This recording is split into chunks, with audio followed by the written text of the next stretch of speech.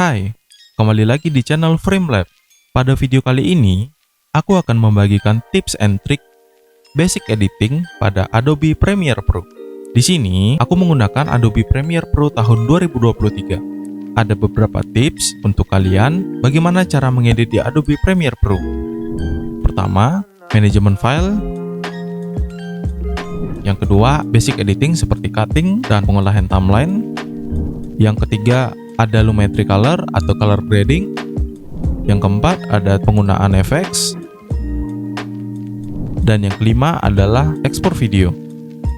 Oke, kita langsung saja mulai dari step pertama. Sebelum kita memulai proses editing pada Adobe Premiere, kita harus melakukan manajemen file terlebih dahulu.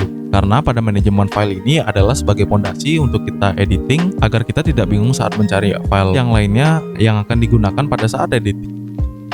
Oke, teman-teman bisa melihat di sini di pojok kiri atas ada project name. Setelah itu di sebelah kanannya adalah project location atau di lokasi di mana project tersebut akan di save. Dan yang ini adalah membuat nama dari sequence. Oke, mari kita coba. Kita buat nama, yaitu saya memakai nama tes di sini. Kemudian menentukan tempat di mana project tersebut akan ditaruh dan disimpan nantinya.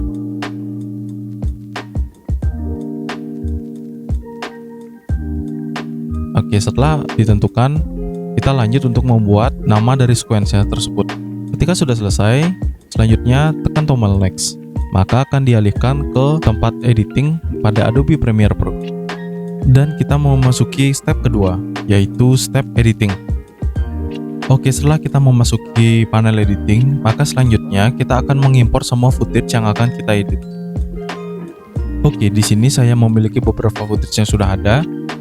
Untuk teman-teman jangan lupa untuk menjadikan satu semua video dan audio serta bahan lainnya menjadi satu folder agar Premiere Pro tidak error saat mendeteksi semua file tersebut dan teman-teman juga tidak bingung untuk mencari file yang akan diedit.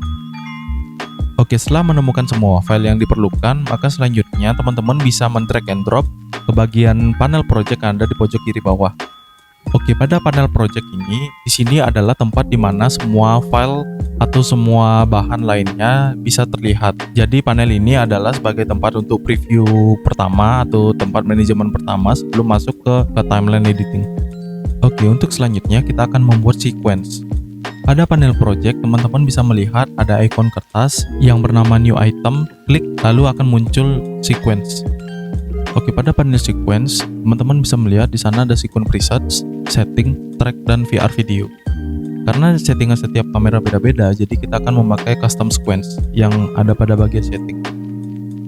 Oke, pada bagian setting sequence, di sana terdapat beberapa panel yaitu editing, timelapse, dan lain-lain. Untuk pertama, kita akan menuju ke panel editing mode dan memilih custom. Setelah itu, kita menentukan berapa FPS yang akan dipakai untuk di sequence. Saya di sini akan memakai 29,97 fps atau setara dengan 30 fps.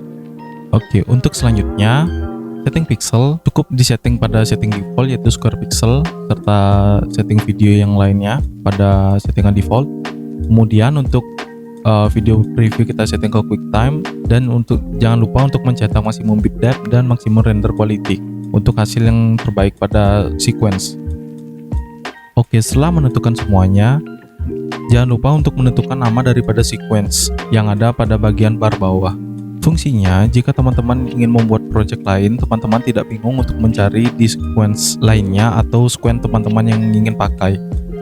Oke, setelah itu kita klik OK. Dan di sini akan muncul garis timeline. Oke, setelah garis timeline muncul, maka selanjutnya kita akan melakukan perangkaian video atau editing video. Oke, pada saat perangkaian video terdapat dua cara untuk memasukkan video ke dalam timeline. Cara yang pertama adalah memasuki panel preview, yaitu kita dengan klik dua kali tombol footage dan kemudian footage akan masuk ke panel preview. Saat di panel preview kita bisa melihat dan menyeleksi footage bagian mana saja yang cocok untuk dimasukkan di timeline. Oke, kita drag. Oke, kita menemukan masalah yaitu kotak clip mismatching. Kita klik bagian keep exiting setting saja. Oke, video sudah masuk ke timeline. Oke, untuk cara kedua, teman-teman bisa langsung drag and drop bagian video dari panel project ke timeline. Oke, pada saat kita mengedit, kita bisa menggunakan beberapa fitur yang ada di samping kiri timeline, yaitu fitur tools yang ada pada samping kiri timeline. Untuk memotong video, kita bisa menggunakan tools Razor, yaitu tools untuk memotong video menjadi beberapa bagian. Selain menggunakan Razor Tools, ada cara lainnya untuk memotong video, yaitu kita bisa menggunakan cara dari preview panel, yang dimana kita akan seleksi in dan seleksi out. Kemudian seleksi tersebut kita akan masukkan langsung ke dalam timeline. Oke, setelah selesai kita akan melakukan pemberian warna pada video atau disebut dengan color grading.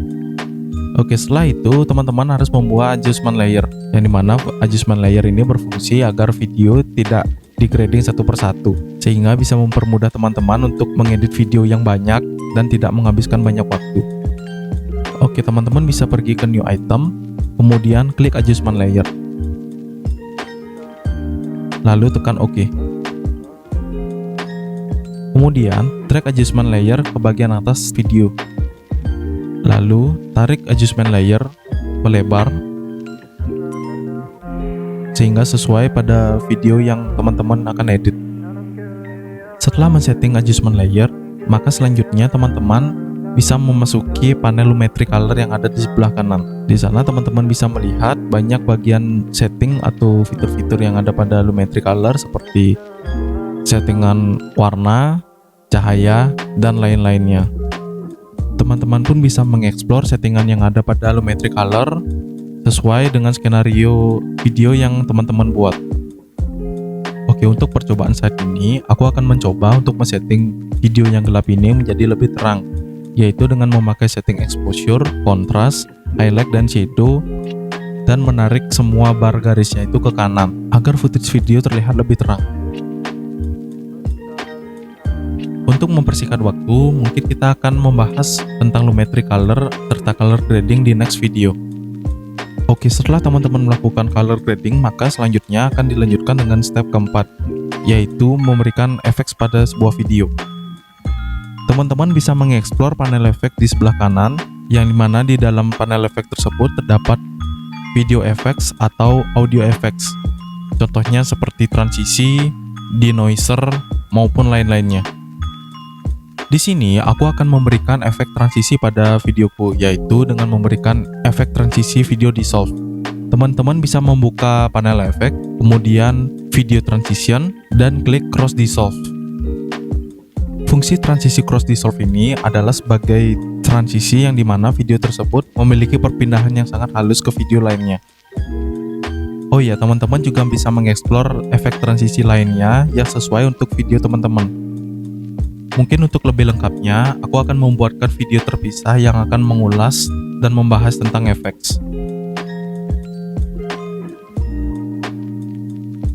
Setelah melakukan pemberian efek video, selanjutnya kita akan melakukan export, yaitu merender semua video yang sudah kita rangkai menjadi satu video. Oke, untuk pertama-tama, kita akan menyeleksi bagian video mana saja yang akan kita render. Dimulai dari memberikan marking awal pada video, yaitu pada bagian awal, serta marking akhir pada video, yaitu pada bagian akhir video. Teman-teman bisa menggunakan shortcut I untuk marking awal dan shortcut O untuk marking akhir. Setelah itu, teman-teman bisa pergi ke file di pojok kiri atas, kemudian klik tombol export dan tombol media.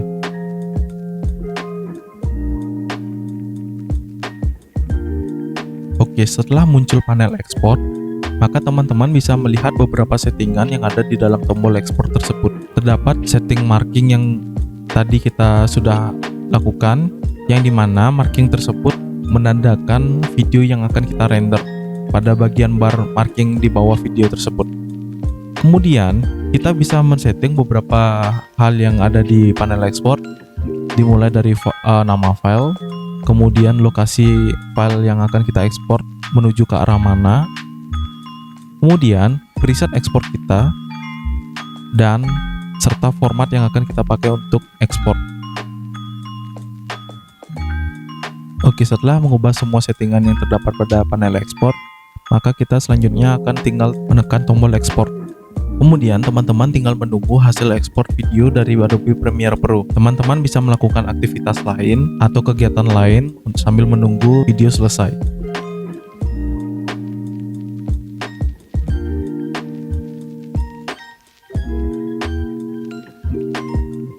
Setelah melakukan rendering, teman-teman bisa melihat file hasil rendering di tempat yang teman-teman tentukan tadi.